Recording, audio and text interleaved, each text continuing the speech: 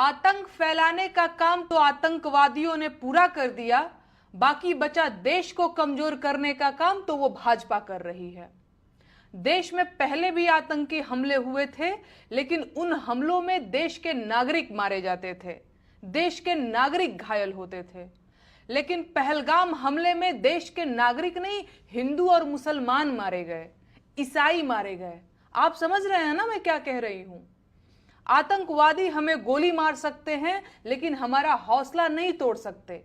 जब भी जरूरत पड़ी देश में सभी धर्मों के लोग कंधा से कंधा मिलाकर लड़े, फिर चाहे वो 1962 का भारत चीन युद्ध रहा हो, या सन 1948, सन 1965, 1971 या 1999 का कारगिल का युद्ध रहा हो। भारत की सेनाओं में बड़ी संख्या में मुसलमान फौजी हैं जो अपने मुल्क के लिए जान दांव पर लगाए हुए हैं। देश भर की पुलिस में हजारों लाखों मुसलमान अपनी सेवाएं दे रहे हैं।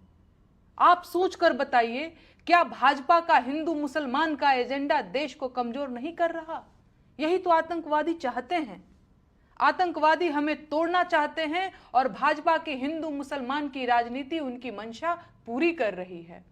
क्या यह आतंकवादियों का काम आसान करना नहीं है? और जो आतंकवादियों का काम आसान करे, क्या वो देश का दुश्मन नहीं है?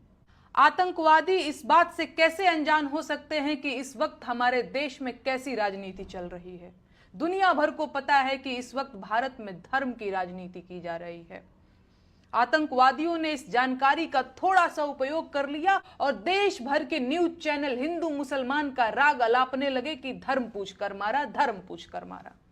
भाजपा को भी मसाला मिल गया और देश भर में वही शुरू हो गया जो आतंकवादी चाहते थे। गोली चलाकर वो हमें कभी इतना नुकसान नहीं पहुंचा सकते थे जितना भाजपा वालों ने हिंदू मुसलमान की बातें करके पहुंचा दिया है।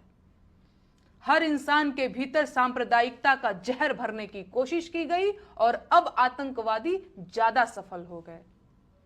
खास बात यह है कि अब तक किसी भाजपाई देशभक्त ने यह सवाल नहीं पूछा कि अडानी को फायदा पहुंचाने के लिए भारत पाकिस्तान सीमा सुरक्षा नियमों में ढील क्यों दी गई।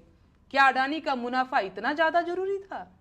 उन्हें नहीं पूछना कि कश्मीर जैसे संवेदनशील जगह पर 2000 सैलानियों की सुरक्षा के लिए एक भी सुरक्षा कर्मी क्यों नहीं मौजूद था? उन्हें मतलब नहीं कि आतंकवादी हमले के घंटों बाद तक भी एम्बुलेंस क्यों नहीं आई, राहत कार्य क्यों नहीं शुरू हुआ? वो पूछे ना पूछे, मैं पूछूंगी और जवाब लेकर रहूंगी।